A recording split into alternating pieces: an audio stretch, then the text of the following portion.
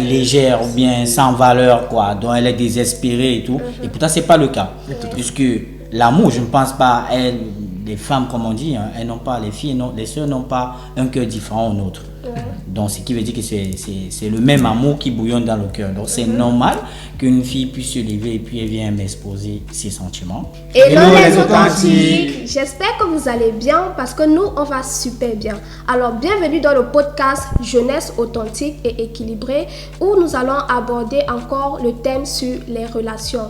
Comme vous le constatez, je ne suis pas seule, je suis avec mes invités de qualité et je vais les laisser se présenter bien évidemment. Hello les authentiques, c'est Fanuel Nunga, Congolais de Brazzaville. Enchanté. Hello les authentiques, Charles Dimo, de nationalité camerounaise. Enchanté. Salut les authentiques, moi c'est Philbert de nationalité camerounaise. Enchanté. Alors les gars, vous êtes prêts pour ce podcast où nous allons parler des relations amoureuses, amicales et aussi la vie chrétienne, spirituelle bien évidemment. Vous êtes prêts? Oui. Mais nous sommes prêts. Oui. Vous êtes prêts? Très prêts. So, let's go. Alors, les brothers, on va commencer du général au particulier. Comme on faisait souvent à l'école, concernant la contraction de thèse ou bien la rédaction, on allait d'abord du général et puis au particulier. Et c'est exactement ce que nous allons faire maintenant. On va commencer un peu avec les questions pas trop piquantes, histoire d'entrer un peu dans le bain. D'accord les gars? D'accord. So, let's go. Alors les gars, la première question est de savoir, est-ce possible d'être chrétien et de ne pas être baptisé? T'en penses quoi, non, gars? Moi, j'en pense que c'est possible. On les appelle les chrétiens catéchumènes. Ce genre de chrétiens qui vont juste à l'église. Oui, c'est possible. Mais après, je dirais à mon humble avis que ce n'est pas possible de pouvoir accepter de porter sa croix sans ne pas faire celui que l'on suit. Celui que l'on suit, qui est Jésus, il a accepté de se faire baptiser, ce qui signifie que le chrétien, qui signifie petit Christ, doit aussi se faire baptiser. Merci beaucoup. Charles, tu en penses quoi? Ben, comme Nunga l'a dit, hein, donc, en tant que chrétien, puisqu'on porte le titre de chrétien, systématiquement, nous devons attester notre relation vis-à-vis de cette personne-là qui nous a donné ce titre de chrétien, donc qui est Jésus. Donc, tant mieux être baptisé pour attester au monde entier qu'effectivement, nous appartenons à ce Christ-là. Exactement. Merci. Philbert. Le christianisme, c'est une foi qui repose sur la croyance en Jésus-Christ. Amen. Et le baptême, c'est un rite important pour de nombreuses confessions chrétiennes. Elle est considérée comme un témoignage de la foi publique. Donc, Alors je dirais que oui, tu peux te définir comme un chrétien sans être baptisé. La foi personnelle peut exister sans que tu ne sois baptisé. oui. C'est ce que je voulais dire en fait. Mais tu les recommandes de se baptiser ou bien pour toi, ils peuvent rester comme ça? Non, moi je ne pourrais. Ça dépend de tout un chacun. Mais de ce que de mon humble avis, si toi tu as ta foi personnelle, Oui. forcément, puisque la foi c'est le cheminement. Forcément, si tu es dans une communauté, tu vas savoir ce qui est bien, ce qui n'est pas bien. Si c'est le baptême, en étant baptisé, tu vas te sentir bien intégré. Ça dépend de toi. Moi, je pourrais pas me... C'est mon avis là. Exactement. Donc, nous, on vous dit juste ce qu'on pense. Comme Philbert a dit, le baptême, c'est un témoignage. C'est une preuve, en fait, que tu as accepté Jésus-Christ comme ton Seigneur et Sauveur personnel. Donc, voilà, mes authentiques. Alors, nous allons passer à la deuxième question, les gars. Okay. D'après vous, qu'est-ce qui a été le plus difficile à renoncer lorsque vous avez offert votre vie à Jésus-Christ? Le passage du vieil homme au nouveau homme. Et si je peux commencer, hein. D'accord. C'est vrai que ça c'est vraiment une question et c'est important. Je pense même que en quelque sorte c'est ça qui est même le centre de notre conversion, Oui. qui est le renoncement. Parce qu'avant de faire ce pas, il faut déjà renoncer à l'ancienne personne qu'on était. C'est vrai qu'on ne peut pas parler du renoncement simplement au niveau des actes, mais c'est cette personne en général qu'on était, ce qui nous motivait et tout ce qui nous poussait d'aller. Donc je pense qu'aujourd'hui, pouvoir dire que bon, cette vie-là, ce n'est plus trop ma vie, de ne plus considérer ce côté-là et de décider de marcher avec celui auquel on croit aujourd'hui, qui est Christ. Exact. Donc moi, je pense que c'était ça le plus dur et le plus difficile, hein, de basculer de mes anciennes habitudes à des nouvelles habitudes que j'ai aujourd'hui. Justement, on veut savoir quelle est, par exemple, parmi toutes les habitudes, laquelle était l'habitude que tu avais le plus que tu faisais, et maintenant lorsque tu as accepté le Seigneur Jésus-Christ, tu as arrêté de faire cette habitude-là, ou cette chose-là. D'accord.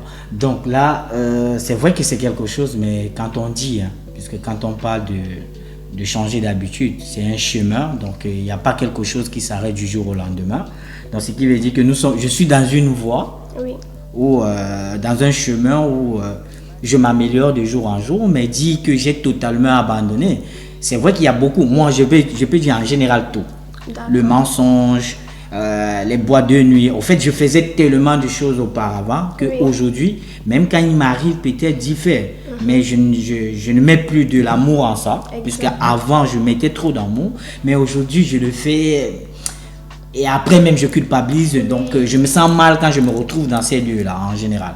Donc au fait pour moi c'est un tout, je ne peux pas citer un et laisser l'autre, parce que j'étais dans tout auparavant. Ok, c'est clair. Moi dans tout ça en fait, à propos de cette question qui est tellement excellente, il m'a été demandé de pouvoir renoncer au milieu nocturne, je veux dire boîte de nuit. Donc il fallait que je me détache de la boîte de nuit, il fallait que je me détache de la cigarette, il fallait que je me détache surtout de l'alcool. Vous vous rendez compte, moi je prenais que du whisky, je prenais pas la bière. Donc imaginez se détacher de ce cercle-là d'amis qui pouvaient passer le soir chez toi, klaxonner pour dire que sort on va aller. C'était difficile pour moi de pouvoir les fuir en fait. Pas seulement les éviter, mais je les fouillais afin de ne pas retomber dans ça. Et ça a été tellement difficile à tel point que Dieu a permis. Aujourd'hui, ça fait 10 ans, je vous assure, ça fait 10 ans que je ne consomme plus d'alcool ni de cigarettes. Donc c'était vraiment ça en fait. Et à tel point que ça a été aussi compliqué de comprendre que j'ai un seul cœur et pour une seule personne. Parce qu'avant c'était un seul cœur pour 10 000 personnes. Vous voyez un peu, le 10 006, c'était ça le mélange, tout ça là. Et il fallait renoncer, avoir juste une seule personne. Et tout ça c'est fait par le Christ en fait. Mais sinon, c'est tellement vaste. C'est une excellente question vraiment. Gloire à Dieu. C'est vaste. Merci donc. Merci. Alors, ce qui était difficile de renoncer lorsque j'ai décidé de suivre le chemin de Jésus-Christ, c'était l'abandon des priorités matérielles. C'est fort. Et aussi, c'était difficile pour moi de me libérer de certaines habitudes du passé, de certaines relations. Bon, pour ne pas être très long pour détailler, je vais m'arrêter là. Tu ne veux pas entrer au fond. Non, mais pas en profondeur. On va savoir. Je pense qu'il parle de mauvaises compagnies et tout ça. Oui, des mauvaises actions aussi en général. Quand je parle de l'abandon des priorités matérielles, je veux parler de parce que nous sommes constamment influencés par le milieu social, la pression sociale. Nous allons vraiment être conformés à ce que les autres sont. Parce que par exemple, moi, dans mon entourage, j'étais ami avec des gens qui aimaient le luxe, qui aimaient la facilité, qui aimaient paraître. Tu vois un peu. Donc, on était dans cette optique-là et on aimait toujours. Ça nous poussait à faire des choses qu'il ne faut pas pour avoir, pour impressionner, pour manquer. Donc, quand je suivais le chemin, j'ai compris que je dois vivre simplement, tout en connaissant d'où je vais. Tout à fait. Exactement. Merci beaucoup. Et dans vos réponses, moi je retiens en fait, lorsqu'on accepte le Seigneur Jésus-Christ, en fait, comme on dit dans la parole, le Saint-Esprit est en nous et c'est lui qui nous convainc en fait du bien et du mal. Donc c'est pourquoi lorsqu'on fait quelque chose qui ne l'honore pas, on sent qu'on a Christ en nous. En fait. Et on a maintenant du dégoût pour les choses du monde. Tout à fait. Exactement. Ça c'est bien dit. Super, on va passer à la 3e question, les gars. D'accord. D'après vous, quel conseil avez-vous à donner aux jeunes gens qui ne sont pas chrétiens et qui aspirent à l'être? Alors, Oui, Oui, Philippe. vas-y. pour ceux qui ne connaissent pas encore, moi je vous conseille de poser des questions, de lire et de parler à des personnes de différentes croyances. Et chercher ce qui résonne en vous. Ok. Ne vous engagez pas par suivisme. Oui. Ok. Et ceux qui aspirent de devenir, ben, moi je dirais tout simplement d'étudier la Bible, Oui.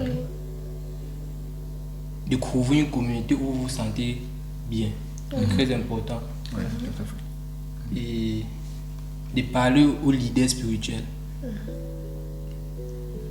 Parce que comme j'ai dit précédemment, la foi c'est un cheminement. Donc nous les chrétiens ne sommes pas mieux que toi, et toi aussi tu n'es pas mieux que nous. Donc ça veut dire nous devons marcher. C'est seul Dieu qui sait, qui ne fait pas ce qu'il fait, qui fait ça. Donc c'est mon avis. Merci, Philippe. C'est fort, hein? Tu es prêt?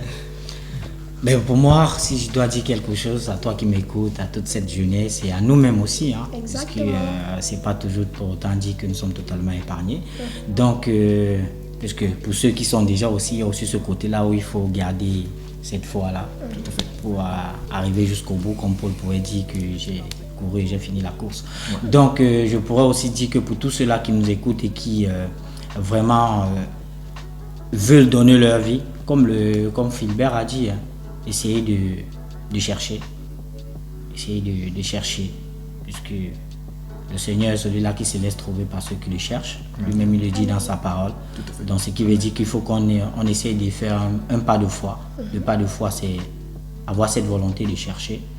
Et du moment qu'on entend chercher, c'est pas en faisant trop d'efforts, juste poser les bonnes questions. Et je reviens encore sur ces propos. Ne pas laisser quelqu'un, je vais dire, nous impacter peut-être sur une croyance quelconque. C'est de plonger sur les Écritures. Ça, c'est gratuit. Les Bibles, aujourd'hui, on peut les avoir sur toutes sortes de formats, même virtuels. Essayez de lire le Nouveau Testament a priori. Donc, commencez sur le Nouveau Testament, les Évangiles. Et à travers cette lecture, je sais que le Seigneur va se manifester en chacun de vous. Et puis, facilement, vous allez vous attacher à une communauté et activer votre foi pour cette marche. C'est le conseil que je peux donner. Merci beaucoup, cher. C'était tellement enrichissant. En fait, moi, j'aimerais simplement dire que ne vous conformez pas au siècle présent. Tout est éphémère, sauf la vie qui est éternelle. Et cette vie éternelle, elle vient du Christ. Donc, si aujourd'hui, tu ressens ce désir-là, tu ressens ce profond amour-là qui te pousse à pouvoir accepter le Christ et à pouvoir te faire baptiser ou encore aller dans l'église ou faire ce qui est bien en fonction de ce que tu ressens, il est temps. La Bible dit, n'endurcissez pas votre cœur. Et la voix de Dieu se révèle pas seulement dans la Bible, même à travers nous. Dieu peut nous utiliser pour te faire part ce message, comme maintenant c'est le cas.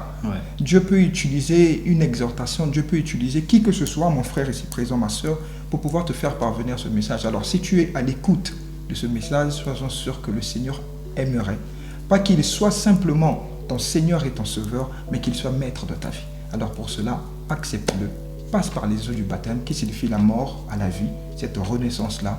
Et comme mes frères ont dit, sois-en sûr que par la lecture de la Bible, et plus la parole prend de la place en toi, plus le Saint-Esprit se manifeste. Amen. Ah, amen. Fort, Amen. hein? Merci beaucoup. C'était vraiment très fort. Waouh! J'ai des gars très matures ici. Les autres types sont pensés quoi? Waouh! Là, au début, je suis vraiment. C'est comme si j'ai pris 2 ans, 3 ans de maturité. En tout cas, j'aime bien. Et moi, ce que je peux ajouter aussi, comme les frères ont dit, en fait, c'est la parole de Dieu. Tout à fait. Lisez. lisez la parole de Dieu. La parole de Dieu, c'est la vie et la parole de Dieu transforme. La Bible dit même que la parole de Dieu est comme une épée tranchante qui peut même pénétrer jusqu'à la moelle osseuse, en fait. Vous vous imaginez? Donc la parole de Dieu est capable de vous transformer, de vous restaurer et de vous révéler même les choses dont vous vous posez. Donc exactement. Merci beaucoup les authentiques, merci beaucoup les gars. Merci à toi. On va passer à la prochaine question. Let's go. Alors, c'est la dernière question pour le général, pour qu'on puisse passer vraiment avec les questions très très chaudes des relations. Alors, ça c'est vraiment la question introductive dans les relations amoureuses. Ok. C'est vraiment la question introductive. Déjà. C'est ta meilleure partie. Moi, c'est ma meilleure partie, j'ai hâte. Les sisters, dites en commentaire, vous avez hâte de cette partie qui arrive, n'est-ce pas? C'est sans tabou. En commentaire. Alors, la question introductive des relations amoureuses, c'est quelles sont les choses les plus cruciales que vous avez retenues de vos anciennes relations? Ça va chauffer. Il reste à savoir si j'ai eu une Bien sûr. Ah, tu veux parler que tu n'as jamais eu de relation, quoi. Bon, qu'est-ce que tu dis? Les choses cruciales? Oui. Ou bien une leçon que tu as retenue de tes anciennes relations. Une leçon que tu as retenue en fait de tes anciennes relations. D'accord. Bon, là on est en train de parler maintenant des choses vraiment, Je t'assure. vraiment difficiles et compliquées. C'est Ben, c'est vrai que en général, je peux pas dire que j'ai pas encore vécu une relation. Les relations, ça se vit il y a plusieurs types de relations. Mais là, on est en train de parler de quel type de relation? Des relations amoureuses. Ok. Là, on parle des relations amoureuses. Oui, ben, si je dois dire éventuellement, c'est que j'ai pu retenir quelque chose de très important sur une relation amoureuse. C'est vraiment prendre beaucoup de temps et de beaucoup observer. Puisque, au fait, je me souviens à l'époque, quand j'ai commencé les histoires de relations, j'avais à peine 14 ans, 15 ans. Je peux dire que là, c'était le vrai amour. Donc, il n'y avait pas d'intérêt. On s'aimait parce qu'on s'aimait, quoi. Tu vois, la fille, tu n'avais pas la peine de regarder peut-être ses formes et tout ce qu'il y a. Je peux dire que tu t'attaches seulement à un seul point. Tu aimais le tout en général. Mais après, plus on grandissait, je me suis rendu compte que, au fait, j'entrais en relation avec certaines personnes. C'était pas c'était pas vis-à-vis de la personne qui était en face de moi, mais c'était pour un aspect de la personne. Donc, ce qui veut dire que je ne prenais pas le temps d'observer la personne, je ne prenais pas le temps de connaître la personne avant d'entrer dans cette relation. Et ce que j'ai pu apprendre, c'est que vraiment pour éviter d'avoir des gourmands et aussi des blessures intérieures, autant mieux prendre son temps, bien analyser et savoir ce qu'on veut déjà personnellement. Parce qu'à l'époque, je ne savais pas ce que je voulais. Parce que je n'avais qu'un désir et puis j'ai essayé de répondre au désir de la chair. Donc c'est ça en général. Donc pour moi aujourd'hui, ce que j'ai pu retenir d'une relation, de toutes les relations que j'ai eu à prendre, puisque ce n'était pas une seule, j'en ai vécu quelques là, mais c'est juste de savoir déjà ce que je veux et de deux, vraiment d'observer si éventuellement avec la personne ça vaut la peine ou c'est la bonne personne. C'est vrai qu'éventuellement on ne connaît pas tout, mais... Est-ce qu'on peut donner les chiffres s'il vous plaît? Non, comment ça? Nombreux, frère. Les relations étaient nombreuses. J'ai envie de te poser une question. Vas-y. C'est vrai, voilà, tu as dit observer, c'est très bien. Maintenant, moi, je suis sûre que même les sisters se posent aussi la question là. Quand tu dis observer, ça peut être combien de temps que tu peux observer la sister et tout? Donc, bon. Avant maintenant de passer. Bon, en fait, la phase d'observation, c'est juste essayer de se renseigner au minimum de la personne, essayer de voir comment et discuter aussi. Important. Puisque moi, dans l'observation, il y a aussi ce côté discuter avec la personne. On n'observe pas, tu ne peux pas essayer de connaître au minimum une personne sans toutefois échanger avec la personne. Donc, c'est le temps de discuter avec la personne et échanger et essayer de voir quelle est la vision de la fille sur le long terme. Parce qu'à l'époque, le long terme pour moi n'existait pas, c'était du tic-au-tac. Mais aujourd'hui, on est mature. Donc, si on veut se lancer sur une relation, ce n'est pas pour une relation de 2 jours. On cherche vraiment le long terme. Est-ce que cette personne veut où je veux aller? Je sais plus que je sais ce que je veux. Est-ce que c'est le bon profil qui pourra m'accompagner jusqu'à ce niveau-là? Tu vois un peu. Donc, ma question était de savoir, est-ce qu'il y a, par exemple, tu peux, on va dire comment, donner des nombres, en fait, quantifier ça, le nombre d'observations, le nombre de temps que tu peux observer l'assistant, ou bien, par exemple, tant que tu n'es pas convaincu, ça peut même prendre 2 ans, 3 ans que tu observes l'assistant, ou bien... Bon, l'avantage que nous avons aujourd'hui, c'est que nous sommes aussi en Christ. En dehors de que nous sommes toujours aussi humains. Donc, ce qui veut dire que le temps d'observation, c'est aussi le moment où j'entre en soi. Donc, aussi avec mon père. Essayer de lui poser des questions. Est-ce que c'est vraiment le profil par rapport peut-être à la mission aussi qu'il m'a accordée, peut-être pour son œuvre aussi. Est-ce que la fille s'intéresse aussi peut-être à l'œuvre de l'Éternel et tout ça. Donc, le temps, je ne pourrais pas donner un temps. Mais même en moins de 2 semaines, tu peux découvrir ce que tu pourrais découvrir peut-être en 6 mois. Tout dépend simplement d'être ouvert et de faire confiance au Saint-Esprit aussi qui est en toi. Il peut te permettre, il peut te révéler quelque chose qui pouvait être révélé peut-être 6 mois après. Il te révèle ça en 2-3 jours. Comme ça peut aussi prendre 1 an, 2 ans. 1 an, oui, ça peut prendre 1 an, 2 ans, ça dépend. D'accord. Tant que je ne suis pas convaincu, je me braque un peu. D'accord, ça marche. De mon côté, c'est chaud, la question. C'est chaud. Je transpire même. C'est chaud. De mon côté, il m'a été reproché d'avoir souvent des réactions spontanées. D'accord. Et d'avoir de l'orgueil même dans mes paroles. Vous savez, à la base, je suis une personne qui ne sait pas vraiment comment aimer, mais qui aime. D'accord. Des fois, prouver de l'amour, les gens se disent, mais tu ne me prouves pas de l'amour. Mais moi, je sais comment prouver, en fait. Je sais comment faire. Mais des fois, les personnes en face de moi ne comprennent pas. Donc, ce qui m'a été beaucoup reproché, c'est surtout l'orgueil dans les paroles, en fait. Je m'en foutais tellement que pour moi, je trouvais ça normal parce que le ressenti n'était pas là. Je me dis, tu peux partir. En fait, ça ne me dit rien. Mais c'est au fil du temps que je me suis rendu compte que toutes les personnes connues me parlent du même points d'amélioration. Parce que moi, là-bas, je ne vois pas des défauts dans la vie des gens ou dans ma vie, mais je vois des points d'amélioration. Ce ne sont pas des défauts, ce sont juste des points d'amélioration. Il faut juste améliorer tout ça. Donc, les sisters me parlaient simplement que tu es bien, tu es compatissant, tu es, tout ce que vous pouvez m'attribuer comme profil. Un seul bémol, c'est que tu es orgueilleux même dans ton langage. Je vous assure que je ne comprenais pas, je dis mon langage, moi je parle bien, tout ça, qu'est-ce qui se passe? Mais c'est au fil du temps que le Saint-Esprit m'a révélé que tant que tu n'acceptes pas l'humiliation parce que tu es humble de nature, ça serait difficile pour toi. Et ça a été tellement compliqué parce que j'ai raté beaucoup de sœurs juste à cause de ça. Je vous assure, les frérots, vous qui regardez, vous allez beaucoup rater si vous n'êtes pas humble en parole en fait. J'ai raté beaucoup de systèmes, même à l'église. Je vous assure. À cause de l'orgueil, parce que je ne sais pas comment véhiculer le message, je ne sais pas comment parler. Même Dieu dit qu'il résiste aux hommes. Je t'assure, ce verset-là, dans un autre contexte ou encore dans une autre traduction, la Bible dit que Dieu regarde les orgueilleux de loin et il regarde les gens simples de près. Les gens simples, ce sont les gens humbles. Mais moi, j'étais celui qu'on regardait de loin même. Imagine, parce que trop d'orgueil. Je m'en fous de toi, je m'en fous. Je me dis, tu m'appelles pas, je m'en fous. Je sais combler le vide que je ressens, je sais qui appeler, je sais quoi faire. Mais après, ça m'a rattrapé quand j'ai eu mon gourmand. Quand j'ai aimé une sœur et à la fin elle m'a dit on doit arrêter parce que regarde. C'est là où j'ai bel et bien compris que je dois changer mon langage en fait. Je dois vraiment changer. Oui, opter pour l'humilité, mais il faut que ça soit vrai. Vous ne pouvez pas opter pour l'humilité pour prouver peut-être à toi qui es là que non, je suis humble pour que tu m'acceptes, mais être humble parce que c'est ma nature en fait. Quand tu acceptes le Christ met aussi en toi un des fruits de l'Esprit Saint. Qui est aussi l'humilité. Exactement. Tu vois. Ah, c'est fort. C'est très fort. Question. On veut savoir. J'avoue que je suis un peu.